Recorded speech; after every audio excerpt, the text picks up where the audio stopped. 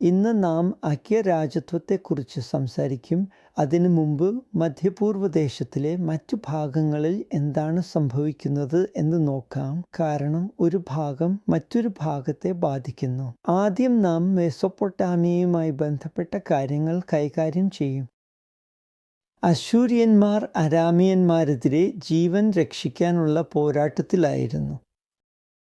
അരാമിയന്മാർ Tigris നദിയുടെ കിഴക്കൻ തീരങ്ങളിൽ താമസിച്ചിരുന്നു. അവർ ചില അശൂര്യൻ പ്രദേശങ്ങൾ കീഴടക്കി അശൂര്യൻ ജനസംഖ്യയെ പുറത്താക്കി.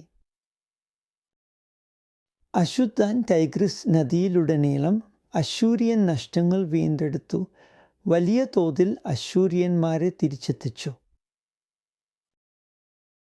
10-ാം നൂറ്റാണ്ടിൻ്റെ തുടക്കത്തിൽ ബാബിലോണിയരും അശൂര്യരും അരാമിയന്മാരാൽ കീഴടക്കപ്പെട്ടു. എന്നാൽ അശുർത്താനും അദർനരാരിയും അശൂര്യന്മാർക്ക് രക്ഷയായി. ഇപ്പോൾ നമുക്ക് കാണാം ആ അശൂര്യന്മാർ പിന്നീട് ഇസ്രായേല്യർക്ക് മുള്ളായി മാറിയതായി. പിന്നീട് വടക്കൻ സിറിയയിൽ ബ്രോൺസ് കാലഘട്ടത്തിൽ മെസൊപ്പൊട്ടാമിയയിൽ നിന്ന് സിറിയയിലേക്കുള്ള കാറവാൻ മാർഗങ്ങളെ ഉപദ്രവിച്ചിരുന്ന അക്നലാമുവിൻ്റെയും സുതുവിൻ്റെയും സന്ധികൾ ബാബിലോണിയന്മാരെയും അശൂര്യന്മാരെയും ഭീഷണിപ്പെടുത്തി പ്രാദേശിക സംസ്ഥാനങ്ങൾ സ്ഥാപിച്ചു. എന്നാൽ പ്രധാനമായിരുന്നവർ അരാമിയന്മാരായിരുന്നു. മിസ്രയീമിൽ മെർനെപ്തിയും ഫ്രാൻസ് മൂന്നാമനും ലിബിക്കാരുടെയും അവരുടെ കൂട്ടാളികളുടെയും അധിനിവേശത്തിൽ നിന്ന് മിസ്രയീമിനെ സംരക്ഷിച്ചു. റാംസ് സ്ത്രീകളും കുട്ടികളും അടങ്ങിയ വലിയ തോതിൽ തടവുകാരെ തിരികെ കൊണ്ടുവന്നു അവരെ ഡെൽറ്റയിൽ കുടിയേറിച്ചു. പുരുഷന്മാരെ സൈന്യത്തിനായി ഉപയോഗിച്ചു. 10-ാം നൂറ്റാണ്ടിൻ്റെ മധ്യത്തിൽ സാർസീനിയസ് 21 വംശത്തിലെ അവസാന രാജാവായ ശോഷാങ്കിനെ സൈന്യത്തിൻ്റെ സർവ്വസേനാധിപതിയായി നിയമിച്ചു. അദ്ദേഹം പുതിയ ഫറവോനായി മാറി. ഈജിപ്തിനെ വീണ്ടും ഒന്നിപ്പിക്കാൻ അദ്ദേഹത്തിന് കഴിഞ്ഞു. ഫീനീഷ്യൻ തീരത്ത് മിസ്രയീമും ബൈബ്ലോസും തമ്മിൽ നയതന്ത്രവും വ്യാപാരവും നിലനിർത്തുന്നു. 11-10 നൂറ്റാണ്ടുകളിൽ തന്നെ മെഡിറ്ററേനിയനിലേക്കുള്ള ഫിനീഷ്യൻ വ്യാപനം ആരംഭിച്ചിരുന്നു. ഇനി നമുക്ക് ശൗലിൻ്റെ രാജ്യത്തെക്കുറിച്ച് സംസാരിക്കാം. ശൗൽ ബെന്യാമിനിലെ സീലയിൽ ജനിച്ചു. അവൻ കിഷിൻ്റെ മകനായിരുന്നു. അവൻ്റെ ആദ്യ തലസ്ഥാനം ഇന്നത്തെ ടെൽ എൽഫുൽ എന്ന സ്ഥലത്തുള്ള ഗിബെയയിലായിരുന്നു. ജാബേഷ് ഗിലേദിനെ നഹാഷ് ആക്രമിച്ചിരുന്നു. ജോർദാനിൻ്റെ മറുവശത്താണ് ജാബേഷ് ഗിലെയാദ്. അവിടെ നഹാഷ് ഒരു കരാർ ഉണ്ടാക്കിയതായി വിവരം ലഭിച്ചു. അവരെ രക്ഷിക്കാൻ ആരെയും കണ്ടെത്താനായില്ലെങ്കിൽ ഓരോരുത്തരുടെയും വലത് കണ്ണ് കുത്തി നീക്കി നഹാഷിന് കീഴടങ്ങേണ്ടി വരും എന്നായിരുന്നു കരാർ. അതുകൊണ്ട് ശൗൽ ഒരു വെട്ടിയ കാളയെ പ്രദേശങ്ങളിലേക്ക് അയച്ചു. അവർ ഒത്തുകൂടിയില്ലെങ്കിൽ അവരുടെ കാളകളെയും അതേ രീതിയിൽ പരിഗണിക്കുമെന്ന് പറഞ്ഞു. അവർ ബെസക്കിൽ ഉണ്ടായിരുന്നു. അവിടെ അവർ ആദ്യ പ്രവർത്തനം നടത്തി. പിന്നീട് ഗോത്രങ്ങൾ ഗിൽഗാലിൽ കൂടി ചേർന്നു. ശൗൽ ഫെലിസ്ത്യരുമായി ഏറ്റുമുട്ടി. ഫെലിസ്ത്യരുടെ സൈനിക കേന്ദ്രം മിക്മാഷിലായിരുന്നു. അവരെ മലനാടുകളിൽ നിന്ന് പിന്തിരിപ്പിച്ചു. പിന്നീട് നാഥാൻ ബാടി സുവനെറ്റ് കടന്ന് അവിടെ നിലയുറപ്പിച്ചിരുന്ന ഫെലിസ്ത്യരെ ആക്രമിച്ചു ഒരു കലാപത്തിന് നേതൃത്വം നൽകി. ഫെലിസ്ത്യർ ബത്ശേബ ഹോറാനിലൂടെ ഓടി. പിന്നെ ദാവീദിൻ്റെയും ഗൊലിയാത്തിൻ്റെയും കഥയുണ്ട്. സോക്കോയും അസേക്കയും തമ്മിലുള്ള ഏല താഴ്വരയിൽ ഫെലിസ്ത്യ സൈന്യം എഫെസ്താമിമിൽ ഉണ്ടായിരുന്നു. ശൗലിൻ്റെ ആദ്യ രാജ്യം 6 ജില്ലകളെ ഉൾക്കൊള്ളുന്നു. ഗിലെയാദ്, ഗലീൽ, ഇസ്രയേൽ താഴ്വരയുടെ ഭാഗം, എഫ്രയീം മല, ബെന്യാമിൻ, യഹൂദ. 3 ജില്ലകൾ ഗോത്രങ്ങളുടെ പേരിൽ പേരിട്ടിരുന്നു. എന്നാൽ ഓരോന്നും 2 ഗോത്രങ്ങളെ ഉൾക്കൊള്ളുന്നു: അസഹേൽ, എഫ്രയീം, ബെന്യാമിൻ. ഫെലിസ്ത്യർ അവരുടെ സ്ഥിതിഗതികൾക്ക് ഒത്തൊരുമിച്ചു എന്ന് തോന്നുന്നു, ഇസ്രയേൽ താഴ്വരയിൽ ശക്തി തുലനം തകർന്നതുവരെ. ഇത് ഫെലിസ്ത്യർക്കെതിരെ വിയ മോറിസ് അടച്ചു.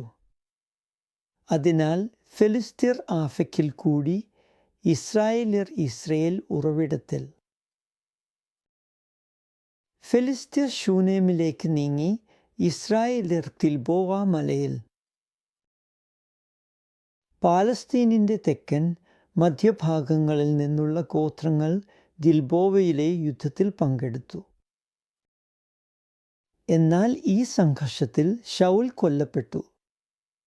കപ്പെൽഹുഡ് പറയുന്നത് പോലെ, ശൗലുമായി ബന്ധപ്പെട്ട മതപരമായ കഴിവുകളെക്കുറിച്ചുള്ള അഭിപ്രായം. മധ്യപൗരസ്ത്യ രാജാക്കന്മാരായിരുന്നു സംസ്ഥാനത്തെ പ്രധാനികൾ. യുദ്ധത്തിൽ സൈന്യത്തെ ഭരിക്കുകയും നയിക്കുകയും ചെയ്തത് അവരായിരുന്നു. അവർ ദൈവത്തെ ജനങ്ങൾക്ക് മുമ്പിലും ജനങ്ങളെ ദൈവത്തിന് മുമ്പിലും പ്രതിനിധീകരിച്ചു. ശൗലും ശമൂവേലും തമ്മിലുള്ള സംഘർഷത്തിൽ ശൗൽ ശമൂവേലിൻ്റെ പ്രവർത്തനങ്ങളിൽ അതിക്രമിച്ചു കയറി എന്ന് നിങ്ങൾക്കറിയാം. ശമൂവേൽ ദൈവത്തെ പ്രതിനിധാനം ചെയ്തു, ശൗൽ ആ അധികാരം പിടിച്ചെടുത്തു. കുറിപ്പിൽ പറയുന്നത്, ശൗലും ശമൂവേലും തമ്മിലുള്ള തർക്കം രാജാവിൻ്റെ പവിത്രവും ലൗകികവുമായ ചുമതലകൾ വ്യക്തതയില്ലാത്തതിൽ നിന്നാണ് ഉരുത്തിരിഞ്ഞത്.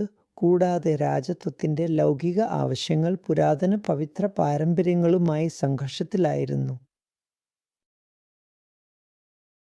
ബ്രൈറ്റ് പറയുന്നത്, ശൗൽ വ്യക്തിപരമായ അസൂയയ്ക്ക് മുകളിൽ അല്ലായിരുന്നുവെന്ന് സാധ്യതയുണ്ട്. പുതിയ ക്രമത്തെക്കുറിച്ച് അവൻ ഇതിനകം സംശയാസ്പദനായി ഉണ്ടായിരിക്കാം. അതിനെ തള്ളിക്കളയാൻ അവന് ചെറിയൊരു കാരണമേ വേണ്ടിയിരുന്നുള്ളൂ. എന്നാൽ ഇരുവിഭാഗവും സമ്മതിക്കുന്നതുപോലെ ആഴത്തിലുള്ള കാരണങ്ങൾ ഉൾപ്പെട്ടിരുന്നു. ശൗലിനെ സഖ്യത്തിൻ്റെ പുരോഹിത ചുമതല പിടിച്ചെടുക്കുന്നതിൽ കുറ്റപ്പെടുത്തുന്നു. 15-ാം അധ്യായത്തിൽ അവൻ വിശുദ്ധ യുദ്ധത്തിൻ്റെ നടത്തിപ്പിനെക്കുറിച്ചുള്ള പവിത്ര നിയമത്തിൻ്റെ ഒരു ഭാഗമായ ഹറം ലംഘിച്ചുവെന്ന് പറയുന്നു. പുതിയ ക്രമത്തെ പഴയതിൻ്റെ കീഴിൽ നിലനിർത്താൻ ശൗൽ സഹായിച്ചതിനാൽ ശൗലിനെ പുരാതന നേതൃരീതിയിൽ വിശ്വസിക്കാനാകില്ലെന്ന് ഭയപ്പെട്ടു. പക്ഷേ കൂടുതൽ വ്യാപകമായ അധികാരം പിടിച്ചെടുക്കാൻ ശ്രമിച്ചു. അതിനാൽ ശൗലിൻ്റെ പദവി പൊതുവെ പിൻവലിച്ചു. പക്ഷേ സംശയമില്ലാതെ ശൗലിൻ്റെ തകർച്ച വേഗത്തിലാക്കി. ശൗലുമായി ഉണ്ടായ സംഘർഷത്തിൽ ദാവീദ് അവനിൽ നിന്ന് ഓടി ഒളിക്കാൻ പല സ്ഥലങ്ങളിലും പോയി. ഇവയുടെ വിശദാംശങ്ങളിലേക്ക് നമുക്ക് പോകേണ്ടതില്ല, പക്ഷേ ഞാൻ സ്ഥലം മാത്രം കുറിക്കാം. അവൻ ഗിബയിൽ ശൗലിനൊപ്പം ഉണ്ടായിരുന്നു. അവിടെയാണ് ശൗലിൻ്റെ തലസ്ഥാനം സ്ഥിതി ചെയ്തിരുന്നത്. അവൻ രാമായിലും പിന്നീട് നഹാഷിലും ശൗലിനൊപ്പം ഉണ്ടായിരുന്നു. അവൻ നോബിലേക്ക് പുരോഹിതനായ അബിമേലെക്കിൻ്റെ അടുത്തേക്ക് പോയി, പിന്നെ ഗാദിലെ രാജാവായ ആഖീഷിൻ്റെ അടുത്തേക്ക്. അവിടെ നിന്ന് ശൗൽ 1000 പേരെ കൊന്നുവെന്ന് അറിഞ്ഞപ്പോൾ, ദാവീദ് 10,000 പേരെ കൊന്നുവെന്ന് അറിഞ്ഞപ്പോൾ അവിടെ നിന്ന് രക്ഷപ്പെട്ടു.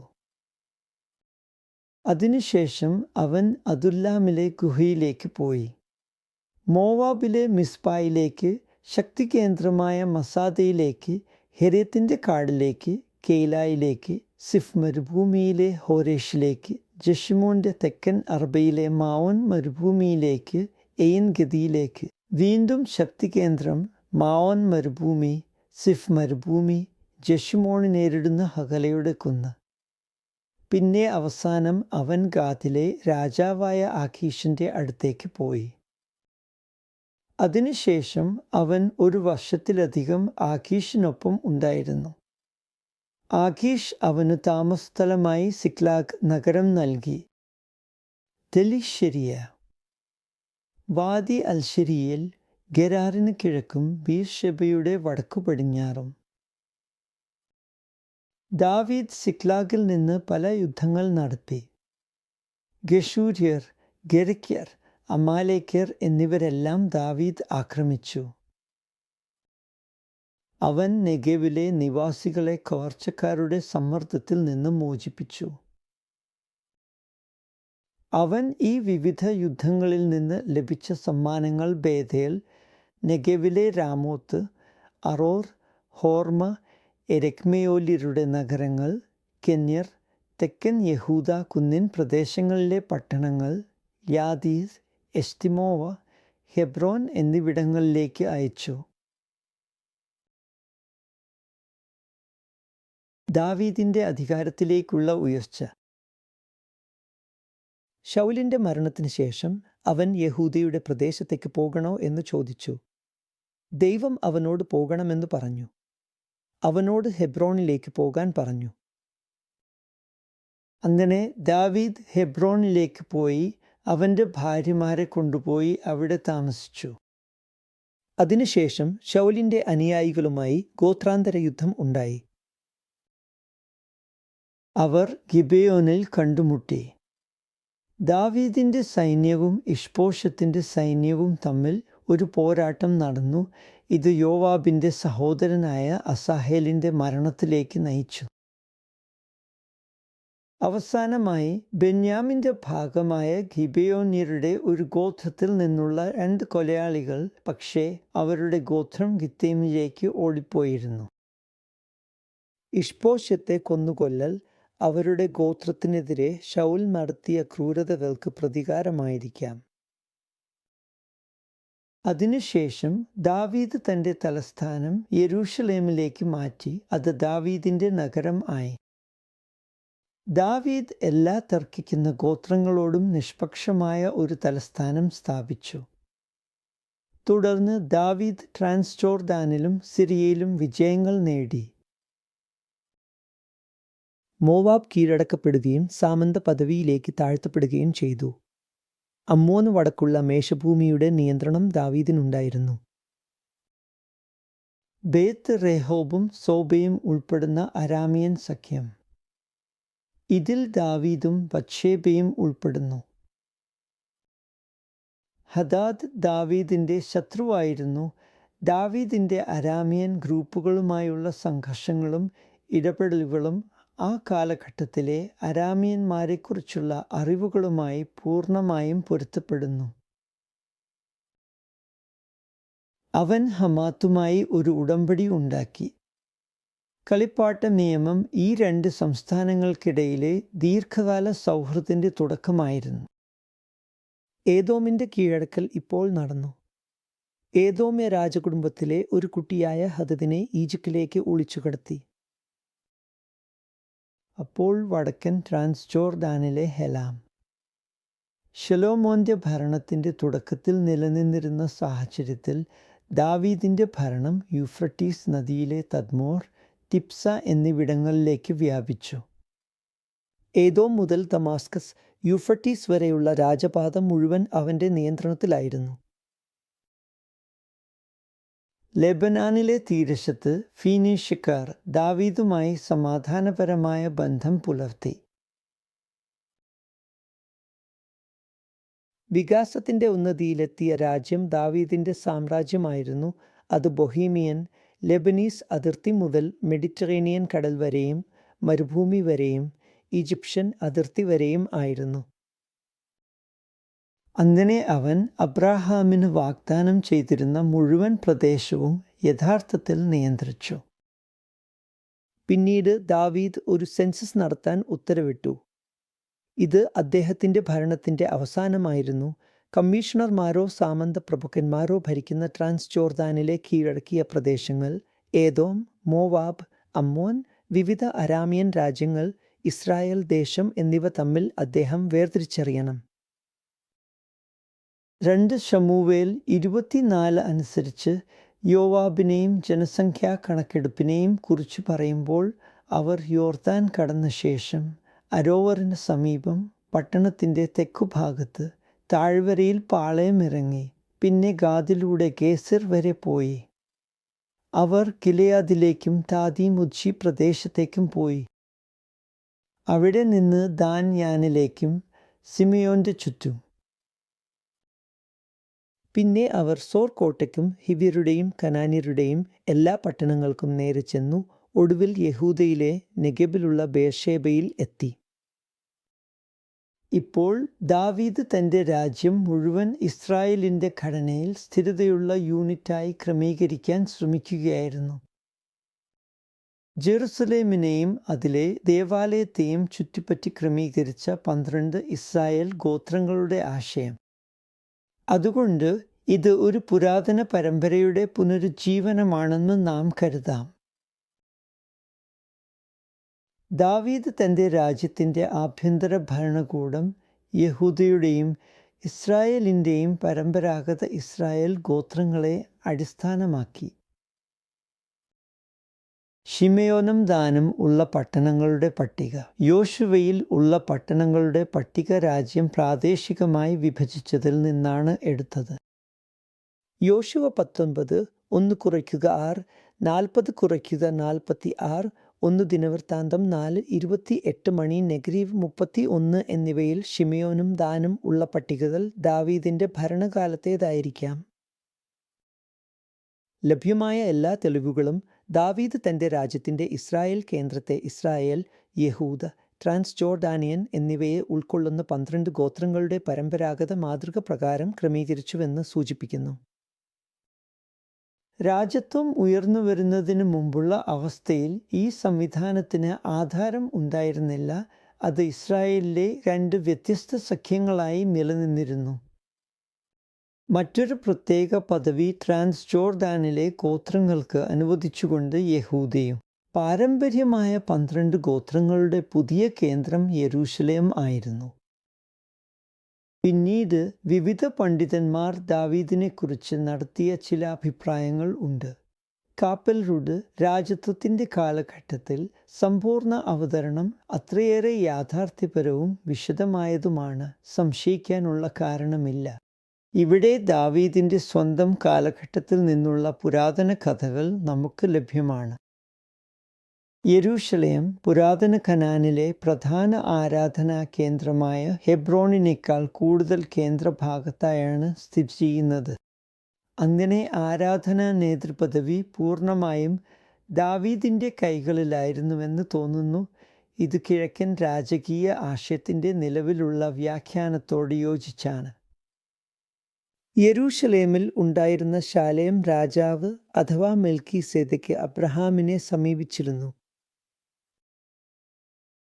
യെരൂശലേമിൽ കേന്ദ്രീകരണം നടപ്പാക്കിയതോടെ ഭരണത്തിൻ്റെ നിയന്ത്രണങ്ങൾ ശക്തമാക്കുകയും കോടതിയും മന്ത്രിസഭയും വികസിപ്പിക്കുകയും സൈനിക ചുമതലകൾ നിയന്ത്രിക്കുകയും സൈന്യത്തിൻ്റെ കൂടുതൽ കാര്യക്ഷമമായ സംഘടന നടപ്പാക്കുകയും ചെയ്തു. അതിനുശേഷം അവൻ്റെ അടിസ്ഥാന ഘടകങ്ങളിൽ എബ്രായ ദേശീയ ഐക്യത്തെക്കുറിച്ച് സംസാരിക്കുന്നു. ദാവീദ് നടപ്പിലാക്കിയ നയങ്ങൾ അവൻ സൃഷ്ടിച്ച ദേശീയ ഐക്യം തകർക്കുന്ന ശക്തികളെ പുറത്തുവിട്ടു. അവൻ എബ്രായ ജനതയെ നാശത്തിലേക്ക് നയിച്ചു.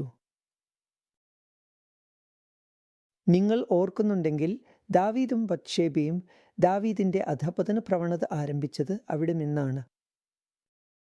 അതുകൊണ്ടാണ് തൻ്റെ മകൻ അമ്മോൻ ചെയ്ത പ്രവർത്തനങ്ങളെ നിയന്ത്രിക്കാൻ അവൻ കഴിയാതിരുന്നത്. അബ്ശാലോമിൻ്റെ കലാപം. വാസ്തവത്തിൽ ദാവീദ് യഹോവയ്ക്കായി നിന്നവരുടെ നേതാവായിരുന്നു. ശൗൽ നോബിനെ നശിപ്പിക്കുകയും യഹോവയുടെ പുരോഹിതന്മാരെ കൊലപ്പെടുത്തുകയും ചെയ്തു.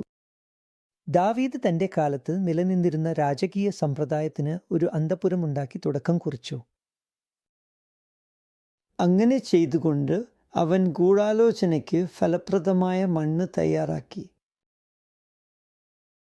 ഇസ്രായേലിൽ ബത്ശേബയുമായി നടത്തിയ പരസംഗം രാജ്യം സ്ഥാപിതമായിരുന്ന ജനാധിപത്യവും നൈതികവുമായ അടിസ്ഥാനത്തെ ലംഘിക്കുകയായിരുന്നു. നാഥാൻ ഈ വാചകം ഉപയോഗിച്ച് ദാവീദിൻ്റെ ശ്രദ്ധ ഈ കാര്യത്തിലേക്ക് തിരിച്ചു. നീയാണവൻ. അബ്ശാലോമിൻ്റെ മത്സരം ഗോത്രപരമായ അസൂയയിൽ നിന്നാണ് ഉണ്ടായതെന്ന് ന്യായമായും ഉറപ്പാണ്. എന്നിരുന്നാലും മറ്റ് ഘടകങ്ങൾ ഉണ്ടായിരിക്കാം. ഹെബ്രോൺ യഹൂദയുടെ കേന്ദ്രമായിരുന്നു. ഹാരത്തിൻ്റെ ഗൂഢാലോചന. ഒരു ഭാഗത്ത് ബത്ശേബയുണ്ടായിരുന്നു, മറുവശത്ത് ദാവീദിൻ്റെ പുത്രന്മാരും. അബ്ശാലോമുമായുള്ള യുദ്ധത്തിൽ നിന്ന് ദാവീദ് മടങ്ങിയെത്തിയപ്പോൾ യഹൂദ എളുപ്പത്തിൽ സമാധാനത്തിലായില്ല. യഹൂദയോടുള്ള പക്ഷപാതം ഷെബയുടെ കീഴിൽ ഇസ്രായേലിൻ്റെ കലാപത്തെ പ്രോത്സാഹിപ്പിച്ചു. അദോനിയാവും ശലോമോനും. എബ്രായ രാജത്വത്തിൻ്റെ ഇരട്ട സ്വഭാവം ദാവീദ് തിരിച്ചറിഞ്ഞു. ശലോമോനോട് പറഞ്ഞു, ഞാൻ അവനെ ഇസ്രായേലിൻ്റെയും യഹൂദയുടെയും ഭരണാധികാരിയായി നിയമിച്ചിരിക്കുന്നു. ഇസ്രായേലിൻ്റെ മുഴുവൻ ചരിത്രത്തിലും ആ രണ്ട് ഘടകങ്ങൾ വേർപിരിഞ്ഞവയായിരുന്നു. പിന്നീട് ലേവ്യ നഗരങ്ങൾ ഉണ്ടായിരുന്നു. ഈ പട്ടിക ഐക്യരാജ്യത്വത്തിൻ്റെ കാലഘട്ടത്തിലെ ഒരു തീയതി തെളിവുകളാണ്. മസാർ ലേവ്യ നഗരങ്ങളുടെ പ്രത്യേക പ്രവർത്തനം ഐക്യരാജ്യത്വത്തിൻ്റെ കീഴിൽ ആരാധനാ കേന്ദ്രങ്ങളായും രാജകീയ കേന്ദ്രങ്ങളായും നിർവചിച്ചിട്ടുണ്ട്. ദാവീദിൻ്റെ ഭരണകാലത്ത് കേസർ ദാവീദ് സ്വന്തമാക്കിയിരിക്കാം. ഇപ്പോൾ ശലോമോൻ്റെ രാജ്യം, അതിൻ്റെ ഭരണ ജില്ലകൾ എന്നിവയെക്കുറിച്ച് കുറച്ച് പറയാം. ഇത് വിയാ മോറിസ്, രാജാവിൻ്റെ പാത എന്നിവയെ നാമകരണം ചെയ്തു. ജീവിത നിലവാരത്തിൽ അപ്രതീക്ഷിതമായ ഉയർച്ചയുണ്ടായി. കുശവ ശില്പങ്ങളുടെ രൂപങ്ങൾ പുതിയ മികവിൻ്റെ നിലവാരത്തിലെത്തി. ഖസ്മേറ്റ് മതിലുകളുള്ള സ്മാരക നിർമ്മാണം, നെഗവിൻ്റെ വികസനം, ഈസിയാൻ ഗേസർ പോലും. ശലോമോൻ കപ്പലുകൾ നിർമ്മിച്ചെടുത്താണ്, പക്ഷേ അവ പോകാൻ കഴിയാതെ പോയി, കാരണം അവ ഒരു കൊടുങ്കാറ്റിൽ തകർന്നു. ശലോമോൻ്റെ ഭരണകാലത്ത് രാജ്യത്തിൻ്റെ പ്രദേശം ശ്രദ്ധേയമായി ചുരുങ്ങാൻ തുടങ്ങി. നിങ്ങൾക്ക് ഏദോമ്യനായ ഹദാദ് ഉണ്ട്. ഗേസർ മിസ്രയീമ്യർ പിടിച്ചെടുത്തു. ദമാസ്കസ് കലാപം നടത്തി. ശലോമോൻ സോർ രാജാവായ ഹേലാമിന് 20 എണ്ണം വിട്ടുകൊടുത്തു. ശലോമോൻ്റെ ഭരണപരമായ ജില്ലകൾ അദ്ദേഹത്തിൻ്റെ ഭരണകാലത്തിൻ്റെ മധ്യത്തിൽ സ്ഥാപിതമായി. ഇസ്രായേലിൻ്റെ പ്രദേശത്ത് നികുതി ശേഖരണത്തിൻ്റെ കാര്യക്ഷമതയും തീവ്രതയും മെച്ചപ്പെടുത്തുക എന്നതായിരിക്കണം ലക്ഷ്യം, സർക്കാരിൻ്റെ അനേകം ആവശ്യങ്ങൾ നിറവേറ്റാൻ. ഈ സംഘടനയിൽ വടക്കൻ രാജ്യം ഇസ്രായേൽ മാത്രമാണ് ഉൾപ്പെട്ടത്, യഹൂദയെ ഉൾപ്പെടുത്തുന്നില്ല. പട്ടണങ്ങൾക്കായി നിർവചിച്ച ജില്ലകൾ സമതലങ്ങളിലെ മുൻ കനാന്യ പ്രദേശങ്ങളാണ്. യഹൂദയും ഇസ്രായേലും രാജത്വ ഘടനയിൽ 2 വ്യത്യസ്ത ഘടകങ്ങളായി നിലനിന്നിരുന്നു.